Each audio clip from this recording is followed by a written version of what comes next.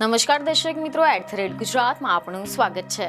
મોંઘવારીના કારણે આજે દરેક વસ્તુના ભાવ બમણા થઈ ગયા છે, કારણ કે આજકાલ વધતી જતી મોંઘવારીના કારણે ગૃહિણીનું બજેટ સંપૂર્ણપણે બગડી ગયું છે અને આવામાં તહેવાર ટાણે ફરી એકવાર મોંઘવારીની વચ્ચે પીસાતા સામાન્ય માણસોના માટે વધુ આંચકા આપતા સમાચાર સામે આવ્યા છે।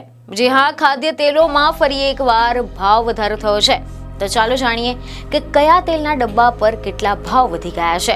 તો તહેવારોની સિઝનમાં ખાદ્ય તેલના ભાવમાં ફરી એક વખત ભડાકો જોવા મળી રહ્યો છે। સમાચાર એવા મળી રહ્યા છે કે કપાસિયા અને પામોલીન તેલના ડબ્બાના ભાવમાં 30 રૂપિયાનો વધારો કરવામાં આવ્યો છે।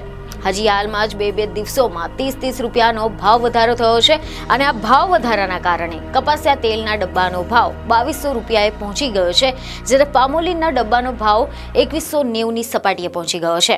અને આમ તેલના ભાવમાં ફરી એકવાર વધારો થતા ગૃહિણીઓમાં દેકારો બોલી ગયો છે। તો આ ખાદ્ય તેલના ભાવોના કારણે મધ્યમ અને ગરીબ વર્ગના લોકોનું બજેટ ફરી એકવાર ખોરવાઈ ગયું છે। એક તરફ તો હાલ શાકભાજીના ભાવો પણ આસમાને બોલાઈ રહ્યા છે, ત્યાં જ આવામાં જનતા પર વધુ એક મોંઘવારીનો માર ઝીંકાયો છે।